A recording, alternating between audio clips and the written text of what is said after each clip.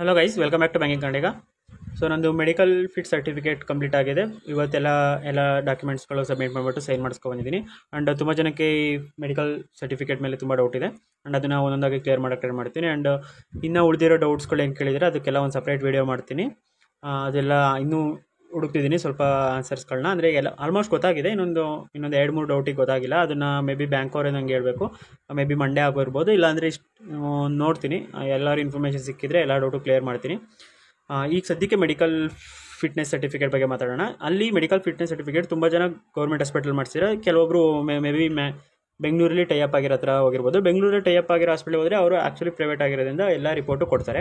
But government ಹಾಸ್ಪಿಟಲಲ್ಲಿ ಕೆಲವೊಂದು ಕಡೆ ಎಲ್ಲ ರಿಪೋರ್ಟು ಕೊಡ್ತಾರೆ ಆ್ಯಂಡ್ ಕೆಲವೊಂದು ಕಡೆ ಕೊಡೋಲ್ಲ.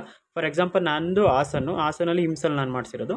ಸೊ ಹಿಮ್ಸಲ್ಲಿ ನನಗೆ ಎಕ್ಸ್ರೇದು ಫಿಲ್ಮ್ ಕೊಡಲಿಲ್ಲ, ಅಂದರೆ ಎಕ್ಸ್ರೇ ರಿಪೋರ್ಟ್ ಕೊಡಲಿಲ್ಲ. ಉಳಿದಿದ್ದು ಬ್ಲಡ್ ಟೆಸ್ಟ್ ರಿಪೋರ್ಟ್ ಎಲ್ಲ ಕೊಟ್ಟರು.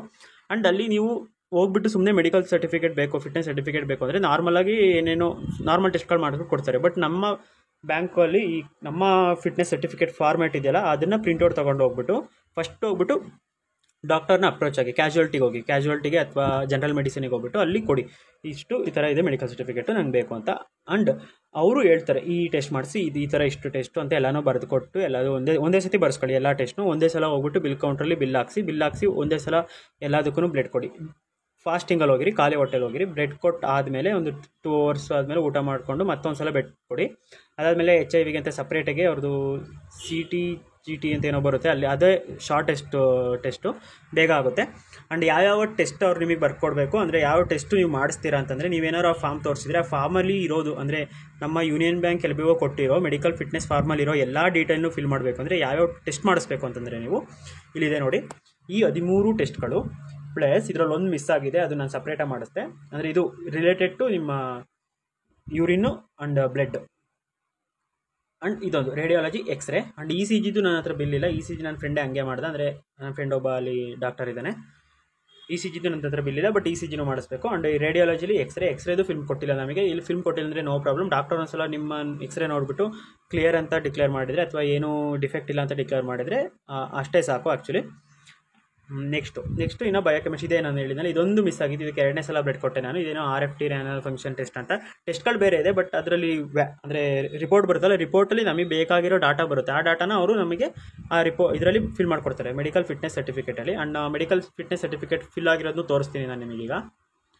ಸೊ ಇದು ಫಸ್ಟ್ ಸ್ಟಾರ್ಟಿಂಗಿಂದ ನಿಮಗೆ ವರ್ಡಿಂಗ್ಸ್ ಬೇರೆ ಯೂಸ್ ಮಾಡಿರ್ಬೋದು. ಇಲ್ಲಿ ಈ ಥರ NAD WNL ಆ ಥರ ಎಲ್ಲ ವರ್ಡಿಂಗ್ಸ್ ಬೇರೆ ಇರುತ್ತೆ.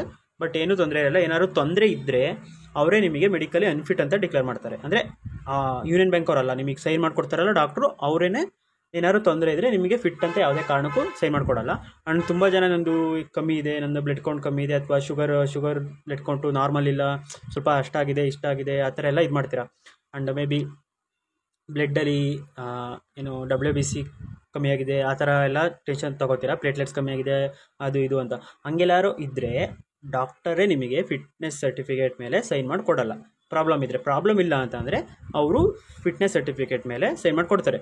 ಈಗ ಪಕ್ಕದಲ್ಲಿ ರೆಫರೆನ್ಸಿಗೆ ಅಂತ ಒಂದು ರೇಂಜ್ ಇರುತ್ತೆ ನಿಮ್ಮ ಎಲ್ಲ ರಿಪೋರ್ಟಲ್ಲೂ. ಇಲ್ಲಿ ನಿಮ್ಮ ವ್ಯಾಲ್ಯೂಗಳು ಅಂದರೆ ನಿಮ್ಮ ನಂಬರ್ ಈ ಥರ ಇದೆಯಲ್ಲ, 113 MG ಅದೆಲ್ಲ ಇಲ್ಲಿ ರೆಫರೆನ್ಸ್ಗೆ ಅಂತ ನಂಬರ್ ಇರುತ್ತೆ. ಕೆಲವೊಬ್ರು ಈ ರೆಫರೆನ್ಸ್ನ ನಂಬರ್ ನೋಡ್ಬಿಡ್ತಾರೆ. ಒಂದು ರೇಂಜ್ ಇರುತ್ತಲ್ಲ, ಈಗ BP-ಗೆ 80 to 120 ಅಂತ ರೇಂಜ್ ಇರುತ್ತೆ. ಅಕಸ್ಮಾತ್ ನಿಮ್ದು ಏನಾದ್ರು 130 ಇದ್ರೋ ನಂದು ಇದಾಗಿದೆ ಅಂತ ಟೆನ್ಷನ್ ತೊಗೋಬೇಡಿ. ಹಂಗೇನಾದರೂ ನೀವು ಅನ್ಫಿಟ್ ಅಂದರೆ ಡಾಕ್ಟರ್ ಸೈನ್ ಮಾಡಿ ಕೊಡಲ್ಲ. ಡಾಕ್ಟರ್ ಸೈನ್ ಮಾಡಿ ಕೊಟ್ಟಿದ್ದಾರೆ ಅಂತಂದರೆ ಅದು ಬ್ಯಾಂಕಿಗೆ ಪ್ರಾಬ್ಲಮ್ ಆಗಲ್ಲ. ಆ್ಯಂಡ್ ಬ್ಯಾಂಕ್ ಅವರು ಆ ಥರ ರಿಜೆಕ್ಟ್ ಮಾಡಲ್ಲ. ಒಂದ್ಸಲ doctor government official doctor declare ಮಾಡಿದ್ದಾರೆ ಅಂದರೆ ಮುಗೀತು. ಅದಕ್ಕೆ ಅಂತಲೇ ಅವರ ಡಾಕ್ಟರ್ ಇದಾರಲ್ಲ, ಅವರ ಕ್ರೆಡಿಬಿಲಿಟಿ ಚೆಕ್ ಮಾಡೋಕ್ಕೆ, ಅವರ ಕ್ರೆಡಿಬಿಲಿಟಿಗೆ ಅದಕ್ಕೋಸ್ಕರನೇ ಅವ್ರದ್ದು ರಿಜಿಸ್ಟ್ರೇಷನ್ ನಂಬರ್ ಕೇಳಿರೋದು. ಅವರೇನಾದರೂ ಆ ಥರ ಫೇಕಾಗಿ ನಿಮಗೆ ಸೈನ್ ಮಾಡಿಕೊಟ್ರೆ ಅವ್ರಿಗೆ ಡಾಕ್ಟ್ರಿಗೆ ತೊಂದರೆ ಆಗುತ್ತೆ, ಸಖತ್ತು ನಿಮಗೂ ತೊಂದರೆ ಆಗುತ್ತೆ, ಡಾಕ್ಟ್ರಿಗೂ ತೊಂದರೆ ಆಗುತ್ತೆ. ಅದಕ್ಕೆ ಅವರು ರಿಜಿಸ್ಟ್ರೇಷನ್ ನಂಬರ್ ಕೊಟ್ಟಿರೋದು. ಅದಕ್ಕೋಸ್ಕರ ಯಾವುದೇ ನಿಮ್ಮ ಹೋಗ್ತಿರಲ್ಲ ಅಥಾರಿಟಿ ಇರೋವಂಥ ಡಾಕ್ಟ್ರೇ ನಿಮಗೆ ಫಿಟ್ನೆಸ್ ಸರ್ಟಿಫಿಕೇಟ್ ಮೇಲೆ ಸೈನ್ ಮಾಡೋದು ಯಾವುದೇ ಹಾಸ್ಪಿಟ್ಲಲ್ಲೂ. ಸೊ ಅವರು ಆ ಥರ ಫೇಕಾಗಿ ಸೈನ್ ಮಾಡಿಕೊಡಲ್ಲ.